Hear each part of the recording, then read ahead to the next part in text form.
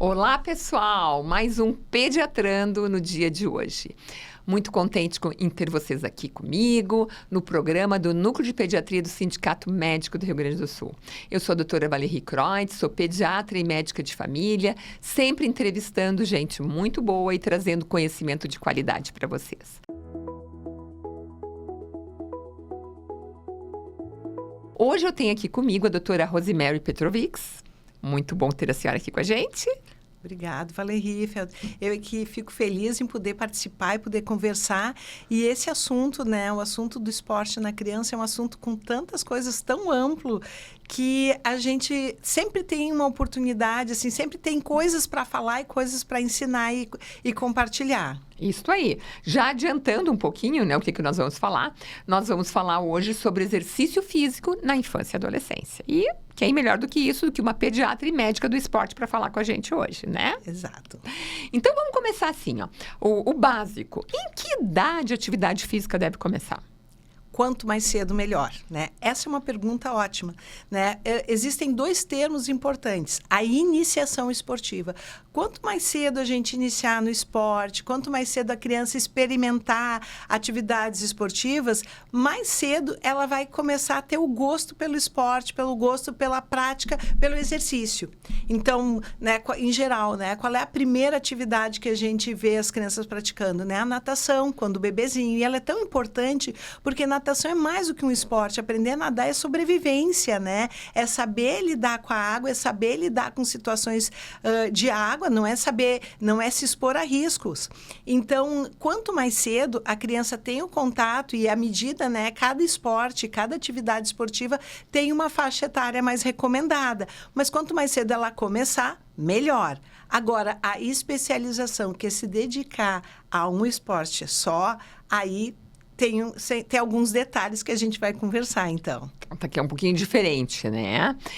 Quais tipos de movimentos são mais... Agora falando mais na primeira infância, tá? Quais tipos de movimentos são mais indicados? Como é que tu faz, por exemplo, um bebê que está começando a caminhar, a fazer mais atividade física? Como é que é isso? Então, o estímulo sempre vai voltar, a gente sempre vai para a raiz, né? A família. Então, assim, o bebê está começando a caminhar, a gente tem que dedicar um tempo para ficar com ele, para brincar, para estimular o tônus, para levantar, que hoje, né, o pediatra no consultório vai ensinando, né, os pais a estimularem aquela criança, porque muitas vezes a gente vê crianças que ficam paradinhas, que têm uma tendência a ser bebês mais parados e ficam ali, não incomodam ninguém incomoda eles. Mas a gente precisa estimular, porque ficar sentadinho, ficar de pezinho, precisa um apoio. Às vezes tem uns que são ativos naturalmente, que querem ficar mais em pé, que estimulam o tônus, e isso ajuda já a ficar mais forte, E aí, à medida que ele começa a caminhar, então, começar a ajudar no apoio, estimular com brinquedos, estimular com a bola, jogar a bola, brincar, de levar a bola e voltar. Então, essas pequenas brincadeiras já vão fazendo com que a criança use, né, esses materiais, né? A bola é o mais comum que a gente vê, para ajudar a criança, então, a gostar desse jogo, desse brincar, né? O esporte, ele começa como uma brincadeira. E me diz uma coisa, alguns pais acham que é suficiente o que eles fazem na creche, falando em primeira infância, o que eles fazem na creche. E aí, o que tu acha disso? Qual é a frequência que os pais deveriam estar fazendo isso?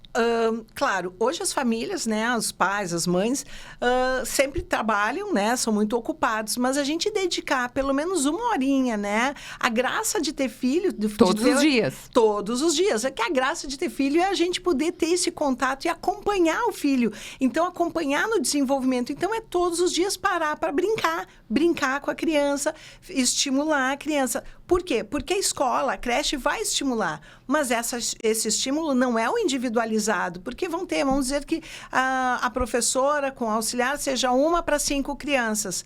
É uma pessoa para 5, 2 para 5 crianças. Agora, em casa, é eu com o meu filho. Então, é aquela horinha que eu fico, né, entre todas as minhas atividades, mas ter o tempo para dedicar, para brincar, para estimular, para ter esse contato, para criar esse contato e a criança, né, aprender a gostar de brincar com a gente também. E no brincar, muitas vezes a gente vê alguma alteração de desenvolvimento, né? Aí os pais já percebem que tem algo que não está legal. Mas se eles veem só de vez em quando, né? Daí não vão perceber, Pega de surpresa, porque essas alterações do desenvolvimento, né?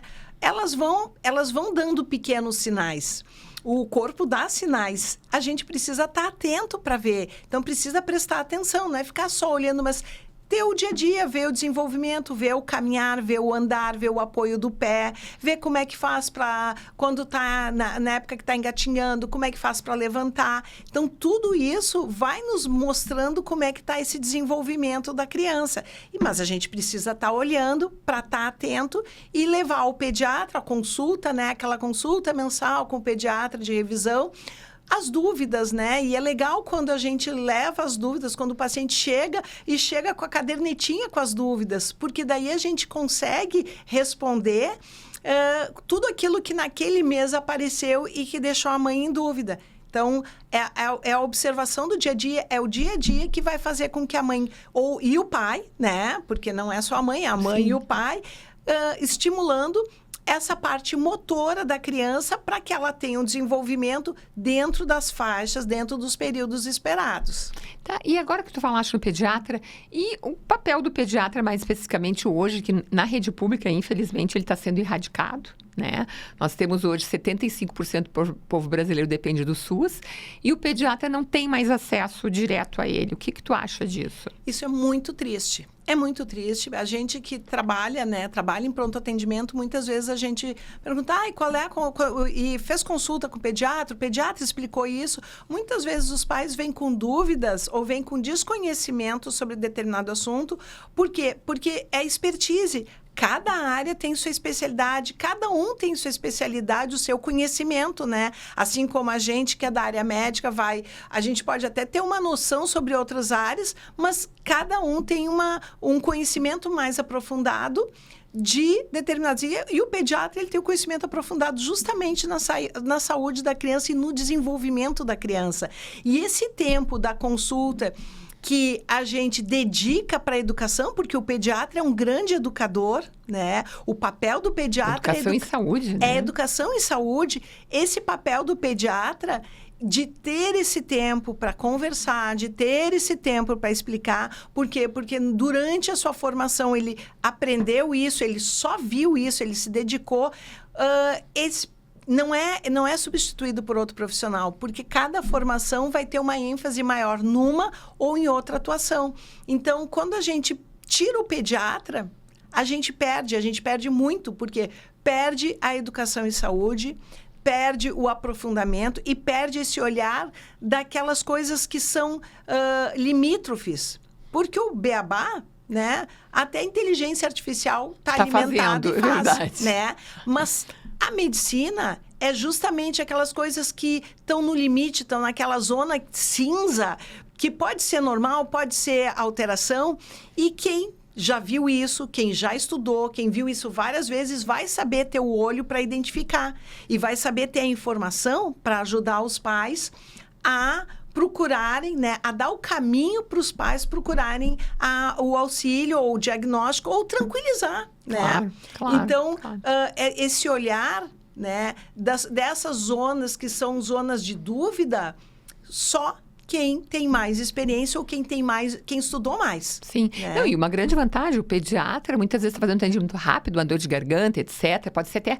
Mas ele, justamente por esse treinamento dele, ele consegue ver vários problemas rapidamente que outros profissionais não têm essa habilidade. Então, na verdade, fica mais custo-efetivo, inclusive, né? Não, exatamente, porque ele está examinando, mas ele vê, por exemplo, né, em relação... ele vai examinar uma criança que veio à consulta porque está com febre, ou tá com uma dor de ouvido, uma dor de garganta, alguma coisa que ele vai examinar o sistema respiratório. No momento que ele pede para a criança, para subir, uma criança de 7 anos, para subir na maca, subir a escadinha e subir na maca para sentar para ser examinado, porque uma criança de 7 anos consegue subir tranquilamente. E ele vê que a criança tem dificuldade para subir na escada, que tem dificuldade para sentar, ou não consegue, ou a mãe se prontifica para ajudar a criança, ele já abre uma luz de alerta. Por quê? porque alguma coisa está acontecendo. Ou essa criança tem uma dificuldade, ou essa criança tem uma superproteção, ou essa criança não desenvolveu as habilidades motoras básicas. Até por falta de estimulação, às vezes, correta, né? Muitas vezes por falta de estimulação. Tá. Então, o olhar do pediatra, ele está vendo, ele não vai... ele vai ver a garganta, ele vai ver o ouvido, ele vai ouvir o pulmão, mas ele também está vendo isso. Ao mesmo tempo, ele está Ao mesmo tempo, né? Isso. Porque o olho está treinado, tu não consegue... O pediatra é o médico da criança, né, Rose? Ele é um médico que enxerga, né? Talvez seja mais fácil, porque o nosso paciente, ele é um paciente que começa pequeno, então ele é mais fácil de entrar na cabeça do médico, né? Então, ele, quando olha o paciente, ele está enxergando o paciente inteiro. Sim, ou ele vê uma criança vamos lá, já me aconteceu, uma menina de 9 anos que veio por uma queixa. Aí, quando eu olho as unhas pintadas de preto, longas, pintadas de preto, uma precocização, né? Uma coisa que tu olha e diz, opa, mas... E tu vai abordar isso daí, né? Exatamente. Aí, isso tá... Talvez outro médico não iria abordar, porque tá na correria daquele dia a dia, não... né? Isso soa como um ruído. Tu olha e alguma coisa soa como um ruído. Então, tu acaba tendo que falar. Claro. Esse não é o motivo principal da vinda ao médico, mas se tu vê, é obrigação falar. Claro, né? mas esse é o olhar do pediatra, Esse é o olhar do pediatra, porque o olho está treinado a ver todo o que muito rapidamente. O que está harmonizado e tudo que tu olha e diz, opa, isso não está harmonizado com o universo da infância ou da adolescência. Eu gostei muito que tu falaste sobre essa questão de dificuldade na MAC, etc. Fala um pouquinho para nós das coisas das crianças hoje e do desenvolvimento motor das crianças. Nós estamos com um problema em relação a isso? Muito grande. Né? Existe assim como a gente aprende, né, a ler, a escrever, a nossa alfabetização intelectual, nossa alfabetização com a parte da escrita e da leitura, existe também o que a gente chama de alfabetização motora. O que é isso? Né? A gente primeiro aprende a caminhar. Depois que a gente aprende a caminhar, a gente aprende a pular. Né, a saltar, a gente aprende o equilíbrio, a gente aprende correr. Então, isso chama-se, né, são as atividades motoras básicas do ser humano e que vão nos dar condições para fazer coisas do dia a dia, para fazer exercício, né? E até para coisas do dia a dia. Por exemplo, eu tenho que subir um degrau para pegar o ônibus. Eu tenho que pular o cordão ali, a poça de água, né? Para não enfiar o pé na água, quando eu vou atravessar a rua, eu tenho que dar um pulinho. Eu tenho um buraco na calçada, muito frequente. Tem um buraco na calçada, eu me desequilibro, eu tenho que me reequilibrar.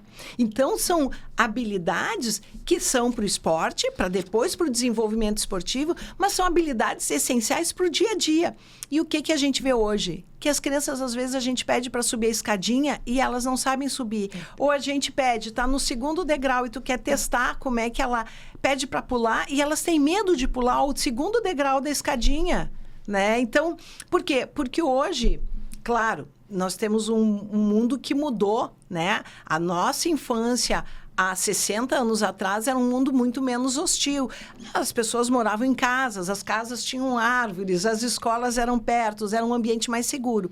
Mas hoje, em função dos pais trabalharem, das mães trabalharem, em função do ambiente que não é muito propício para deixar a criança descer. Eu vou descer no playground e vou brincar, né? Não dá para descer sozinha, sempre tem que ter um adulto junto. Faz com que as crianças fiquem muito presas dentro de casa, muito presas no apartamento e o ambiente é muito protegido, né? E aí, o que acontece?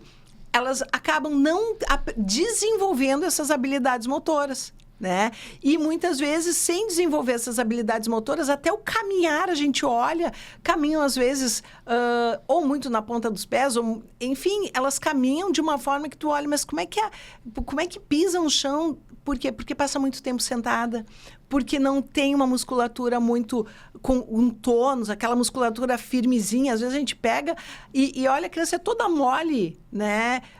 Porque não o corpo o nosso corpo, ele é uma máquina para ser botada no desafio. Ela precisa ter tarefas, né? Tanto quando a gente pensa na cabeça da gente, né? O que acontece quando a gente para de estudar ou quando a gente para de aprender coisa nova?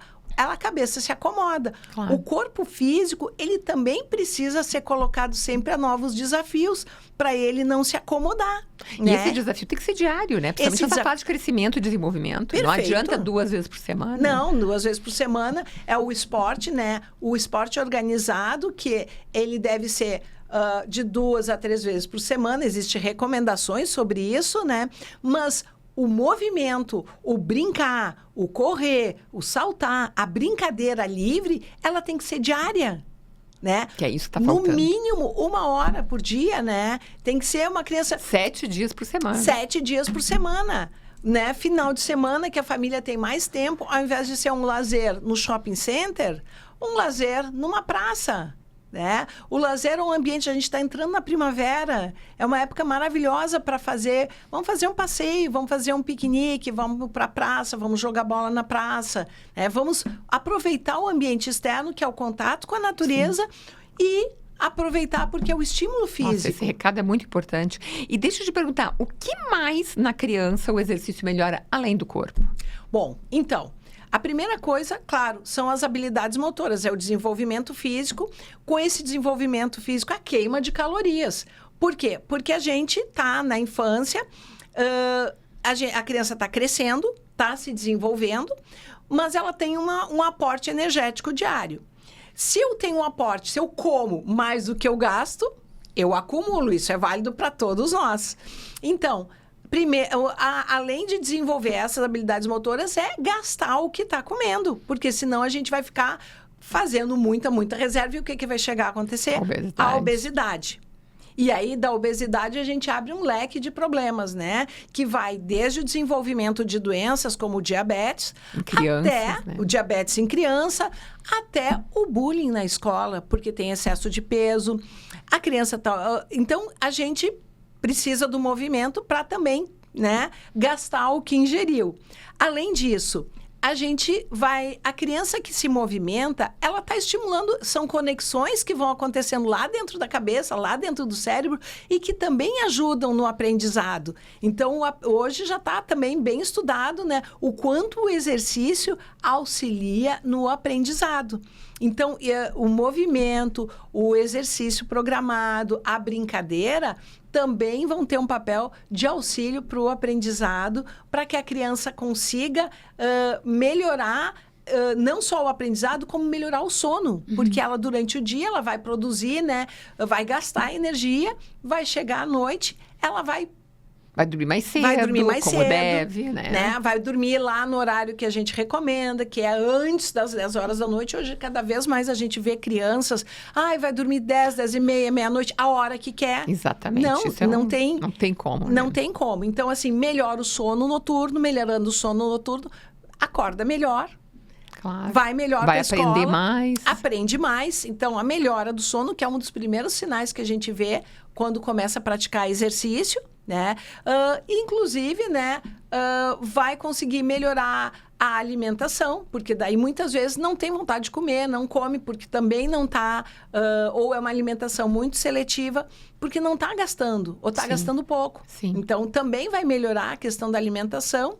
E muitas vezes, né, quando vai para um esporte, então, quando vai fazer uma atividade esportiva organizada, existem outros valores que são agregados, né? Que é o do compromisso, que é o do comprometimento, que é o grupo, né? Que é a questão do grupo, porque não fica só no grupinho da escola, nos amiguinhos da escola. Né? Muda os amigos, mudam os interesses, Então, quando ela vai para uma prática esportiva regular, ou mesmo que seja a escolinha, ela muda o ambiente, ela aumenta o leque de amigos, ela aprende a se relacionar mais, né? E ela vai vencendo barreiras. E aprende a lidar com frustração também. Às vezes perde, às vezes ganha, Perfeito. né? Isso é outra coisa, assim, que eu não sei em que momento, onde é que foi que se inventou ou que se chegou à conclusão de que a criança não pode se frustrar, né? Ao contrário, né? Quanto mais a criança lida com situação... Por que nós nos fortalecemos e nos tornamos adultos competentes, adultos que lidam com o problema, resiliente, que resolve o problema? Foi todas as vezes que a gente enfrentou o problema, teve que dar conta do problema, teve que resolver, né? Então, quando a criança não aprende a enfrentar os seus problemas, claro, dentro do espectro dentro daquele mundo que ela consegue enfrentar, né? Não vou querer que uma criança resolva problemas de adulto, né? Mas toda vez que a gente passa a mão, né? Ou que a gente substitui ou não faz a criança trabalhar a resiliência, né? A entender que nem sempre vai ganhar, que algumas vezes vai perder, a entender que às vezes tem que dar a vez para o outro colega, porque o outro colega também precisa, né, treinar, cada um tem a sua vez. A gente está criando crianças que sabem lidar com o problema. Agora, quando meu filho não pode perder. Ou por que o meu filho, né? Às vezes a gente vê muito isso, né? Eu que trabalho com crianças com prática esportiva. Mas o meu filho, ele não conseguiu ir para um campeonato porque ele não conseguiu atingir o objetivo. Mas por que ele não conseguiu? Porque era o critério. Mas por que então esse critério está errado? Quando tu começa a questionar, né? Num concurso público, quando a gente é adulto, ninguém vai questionar o critério, né? Ou a gente vai, mas existe todo um aparato legal, né? Uma questão jurídica, legal, né? Exatamente. Então, a gente tem que ensinar, a gente como adulto tem que entender que a criança vai se frustrar. Faz parte, né? Do crescimento, faz parte disso, senão não tem sentido. E que vai se fortalecer mais e vai ser mais forte e que vai ser mais capaz aquela criança que aprender a lidar com os problemas. Isso não diminui ela em nada, né? Não, pelas próprias mãos. Claro. Né? E ela precisa de autonomia. Então, outra coisa que a gente vê, às vezes a criança tá na escolinha, a criança pequena precisa da mãe, precisa do pai para se vestir, para tomar banho. Mas educar é à medida que a criança vai crescendo, eu vou ensinando a criança a cuidar de si mesma. Sim. E aí, às vezes, a gente vê uma criança, né, indo para a escolinha, vamos lá, escolinha de natação, né? 8 anos, 9 anos.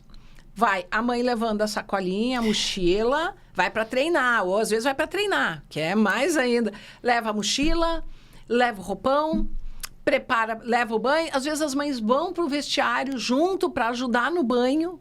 Não, tu vai ficar ali, nessa idade, 9 anos, precisa do adulto para ficar ali coordenando, lava a orelha e o cabelo. Exatamente. Né? Mas não é o adulto mais que faz. Claro. O adulto supervisiona. Tu permite que ele crie essa independência. Exatamente, porque isso vai ser super importante. Porque como é que aí, quando chega no dia da competição, este pequeno atleta, pequeno futuro grande atleta, que se espera, que a família espera um grande resultado, como é que ele vai dar conta de sozinho enfrentar se o ano inteiro, ou o tempo todo, a mãe fez tudo? Certo, claro. Né? A mãe estava ali com a mochilinha nas costas, ajudando no banho, ajudando em tudo. Não, tem que aprender a lidar. E falando em esporte, que idade eles devem começar ou podem começar um esporte? Então, a gente começa, o esporte, ele vai começar primeiro na forma... existe hoje se fala muito, né, do esporte para a vida. Então, quando a gente está falando no esporte, a gente primeiro vai trabalhar a criança para aprender a gostar de se movimentar, ter prazer. Então, ter uma atividade que seja lúdica. Então, muitos esportes se começam, por exemplo, eu comentei da natação, que geralmente acaba sendo a primeira oportunidade, né, que os pais colocam. Outras atividades, por exemplo, aula de ginástica artística. É um parquinho a sala uma escolinha de ginástica artística, né? Porque tem a cama elástica, tem pular, tem saltar. Então, é uma atividade que vai explorar as diferentes habilidades de uma forma muito lúdica. Então, a criança vai poder participar com 4 anos, 5 anos, ir para a escolinha de ginástica. Por quê? Porque aquilo ali, para ela, é um parquinho. É uma brincadeira. É uma brincadeira, né? E vai ser uma brincadeira, contanto que as pessoas que estejam ali saibam como conduzir. E aí eu sempre reforço a importância do profissional capacitado, né? Assim como uma aula de dança, às vezes as meninas gostam da dança, acabam indo para o balé. O balé, nessa idade, ele tem que ser uma forma de diversão. O esporte nessa Bem criança... lúdica, né? Exatamente, que está na primeira infância, tem que ser lúdico. Eles têm que gostar de estar ali, eles têm que esperar por aquele dia, amar estar naquele ambiente, porque aí eles vão continuar. Então, a primeira coisa é aprender a gostar do esporte, né? Então, a gente vai usando... Geralmente, se começa por coisas mais individuais, né? Depois vem os esportes, aí vem os esportes coletivos, vem a escolinha de futebol. Lembrando que a introdução, alguns esportes, a introdução é mais tardia. Por exemplo, o vôlei, o basquete, às vezes é um pouquinho mais adiante, lá por 8, 9 anos. Porque o corpo está amadurecendo. Claro, ainda não está pronto. E a visão, né, também ainda não está madura. Sim. Então... existem, para cada faixa etária, vai ter. E muitas vezes a gente encontra, tá? Então, já tem escolinha de ginástica, tem escolinha de balé, tem escolinha de futebol. E ela vai ali para se divertir. Ela vai ali para brincar. Nessa idade, ou nessa fase inicial de encantar-se, né? Aprender a gostar... se há uma competição, todo mundo tem que receber medalha, todo mundo, não existe um vencedor. Porque eles não entendem isso. Né? Porque se tu vai vencer o melhor... Eles não vão entender e vai perder o sentido e eles vão ficar tristes, claro. Né? Vão se desanimar. Por quê? Porque a criança nessa idade, ela trabalha muito com o prazer. Claro. E os né? pais têm que entender isso, E né? os pais têm que entender. E os pais têm que entender. Porque, assim, aliás, esse entendimento da criança passa sempre pelos pais. Então, essa idade. Depois, eles começam passam para atividades que sejam mais de grupo, um pouco mais complexas. Então, ali na idade escolar, vem os outros esportes, né? Vem a escola de vôlei, vem outros esportes, vem patinação, vem outras coisas que auxiliam a criança no desenvolvimento. Então, cada etapa de desenvolvimento vai ampliando o leque. E aí, a criança vai aprendendo a gostar de estar ali, a gostar, então, além de gostar do esporte, gostar da prática, porque muitas vezes a prática é repetitiva. A prática, vamos pensar numa patinação. Quantas vezes ele vai patinar, vai fazer, vai cair, vai tentar de novo, até conseguir fazer uma coreografia. Então, ela tem que começar a gostar da prática, da repetição. Depois, a gente vai começar a ir para a parte da competição.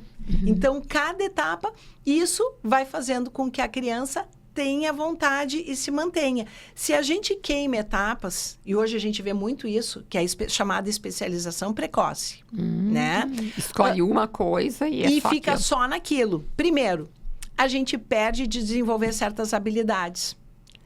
E segundo, chega uma hora que seria a hora certa para começar a competir, que é ali uma competição mais séria, que é lá pelos 14, 15 anos, a criança resolve sair do esporte. Encheu o saco. Porque encheu, porque cansou, porque não aguentou a pressão, porque não é o que ela gosta. Ou seja, devemos, então, oferecer um leque de alternativas para ela explorar e depois descobrir o que ela gosta. Exatamente, né? Oferecer várias oportunidades, quanto mais oportunidades de esportes, foi para esse, foi para aquele, né? Ou faz dois simultaneamente. E como é que os pais lidam? Porque a gente vê muito que os pais assumem aquele esporte da criança. E eles se tornam quase tão esportistas quanto a criança. E veste aquela camiseta e viaja pelo Brasil. E como é que é essa relação desses pais? Esse suporte, existe suporte excessivo? Como é que é? Então, nós estamos entrando daí num outro universo. Existe é difícil, né? Porque assim, tem que dar apoio. Tem que dar apoio. É super importante, porque coitada... Como é que a criança vai praticar um esporte, vai participar de um esporte competitivo se ela não recebe apoio dos pais, né? Eu me lembro que nós tínhamos uma atleta e o pai dizia assim, eu tô aqui só esperando a hora que ela vai desistir. Ele levava, mas ele sempre me dizia assim, não, tô só aqui esperando a hora que ela vai desistir, né? Disse, coitada, ela gostava, ela tava ali, ele ainda levava, né? Mas ali na torcida, minha filha, se não quiser ir, não precisa. Louco para ela desistir. Louco para ela desistir. Então, claro, como é que a criança não pode ela por si só ir. Mas existe o apoio excessivo. Que é aquilo. Aquela família que está ali e que passa a tarde inteira olhando o treino. Que fica ali assistindo. Tá, é legal assistir um treino. Mas todos os dias, assim, mas é que eu não vou ficar ali e vou embora porque não vai dar tempo. Então, quem sabe tu vai treinar. Aproveita aquele Faz outra momento coisa. e vai aproveitar esse tempo para ti e faz o exercício também. Então, esses pais que ficam ali, né, do lado, à beira do ginásio, à beira da borda, contando o tempo, esses pais começam a passar o limite do apoio.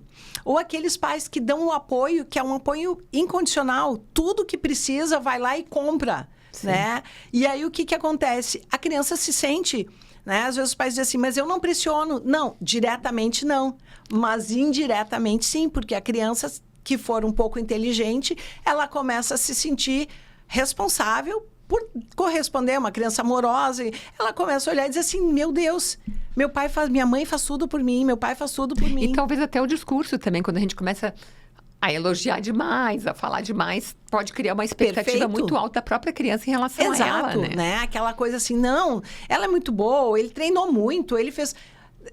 Não, ele treinou, é legal. Agora a gente vai para a competição e vamos ver o que vai dar, né?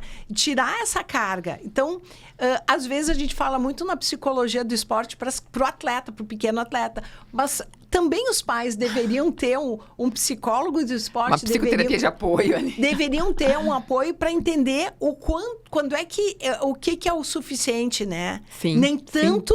Sim, nem tão pouco, né? Porque isso vai gerar. E aí, às vezes, não foi uma nem duas vezes que a gente tem crianças, adolescentes, né?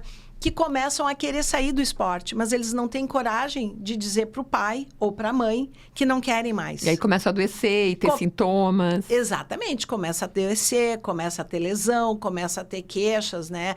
Tá sempre com dor de cabeça, vem para o treino e tá com dor de cabeça. Tá sempre no departamento médico.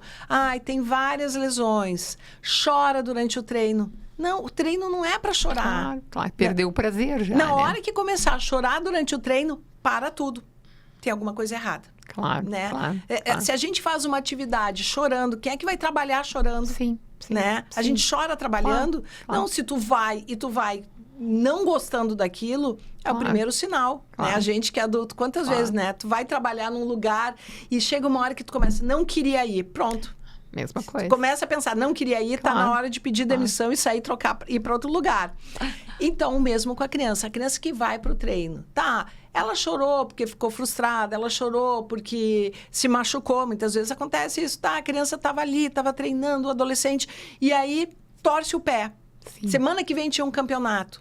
Sim. Daí, muitas vezes tu vê eles chorando, né? Está chorando pela dor do pé ou está chorando pela dor aqui de dentro? E às vezes, não, a dor daqui de dentro. Que não porque vai eles já sabem fazer. que não vão poder ir. Claro. Então, chorar é uma resposta da gente. Mas quando esse choro é sistemático, não. Tem algo errado. Tem algo errado. Tem algo errado.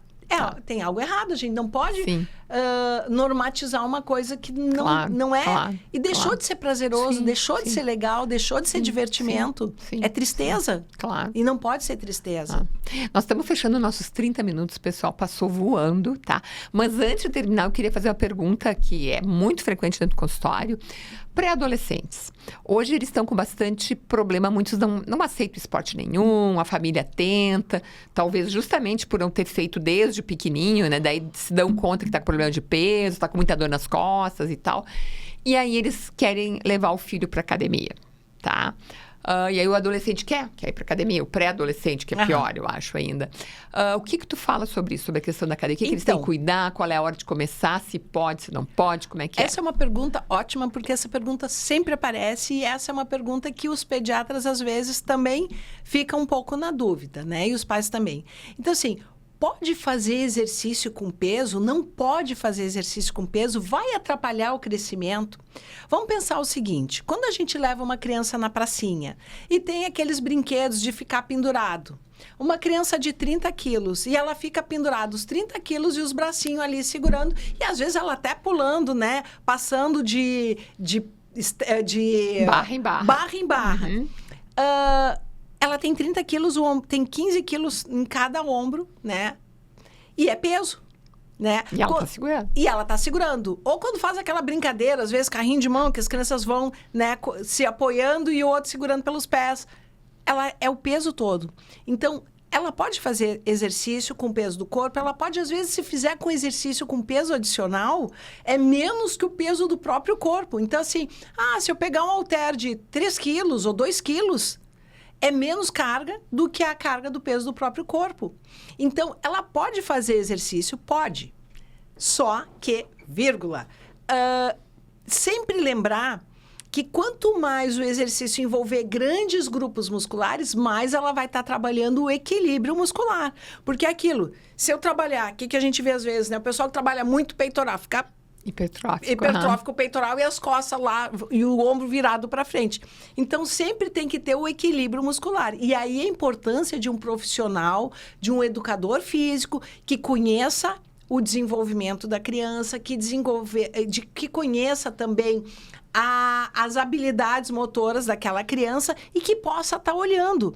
Então, assim, uma academia onde está cheio de adulto não vai ser o melhor lugar para... Ele pode fazer, né? Ele poderia, se ele tivesse aparelhos. E às vezes a gente tem crianças que são pequenas, às vezes a gente tem adolescentes grandões. E aí aquele ali está precisando, não é tá indicado, ele está precisando trabalhar para ganhar um pouquinho mais de massa muscular, para melhorar a postura, para melhorar a autoestima. Mas às vezes a gente tem são pequenos demais. O aparelho da academia é muito grande. E aí aquilo não serve para aquele tamanho. Sim. Então, precisa de um olhar. Então, quanto mais o exercício for fora do aparelho, quanto mais o exercício for funcionalizado, usar as funções da vida diária, que é agachar, que é levantar, mais a gente está e mais trabalhando grandes grupos musculares, mais a gente vai ter ganho.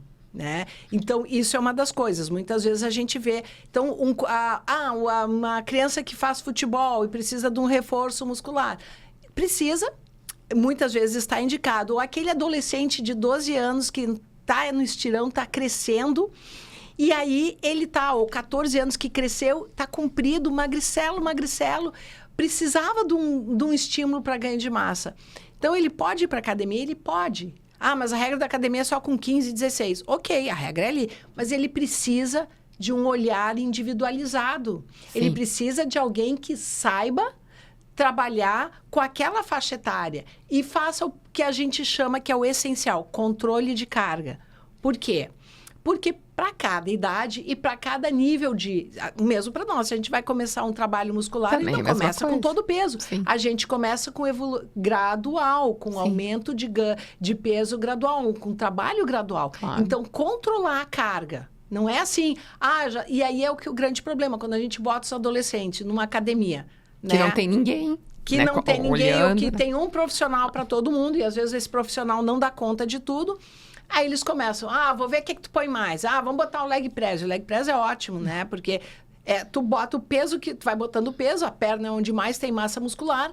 E aí, quando vê, começa ou dor nas costas ou a dor no joelho. Por quê? Porque botou carga excessiva. Faz uma lesão, né? E faz lesão. Então, assim, ele pode fazer academia? Pode. Ele precisa passar por uma avaliação das suas condições físicas, do que ele precisa enfatizar e, principalmente, ter um profissional que saiba como prescrever o exercício e controlar o incremento de carga. Porque, senão... É melhor não fazer academia. A gente vai ter um grande problema. A gente logo vai começar a academia e logo em seguida ele vai ter problemas. Claro. Um exercício bem feito... ele vai ter um resultado muito legal, vai ganhar massa muscular, vai melhorar a postura, vai melhorar a autoestima e vai fazer com que ele continue gostando. Eu já vi vários que não queriam nada. Aí o dia que resolveram, gostaram. Mas assim, tem que ter um olhar... Tem que ter um profissional, né? Tem que ter um profissional. Então tá. Gente, espero que vocês tenham gostado. Infelizmente terminou. Muito obrigada para a doutora Rose por ter estado aqui com a gente hoje. Foi um privilégio. Eu aprendi muito, não sei vocês, mas eu acho que aprenderam também. Obrigada, Valeria. Adorei te ter aqui. Pelo convite e fico à disposição para outras oportunidades, então, porque tem muita coisa para falar sobre o assunto. Com certeza, a gente não abordou nem metade do que a gente queria abordar hoje, né? Em algum outro momento a gente tem que voltar. Tá certo, bom? então. Então tá, gente. Muito obrigada por terem assistido. Por favor, compartilhem. O Pediatrando só existe por causa de vocês.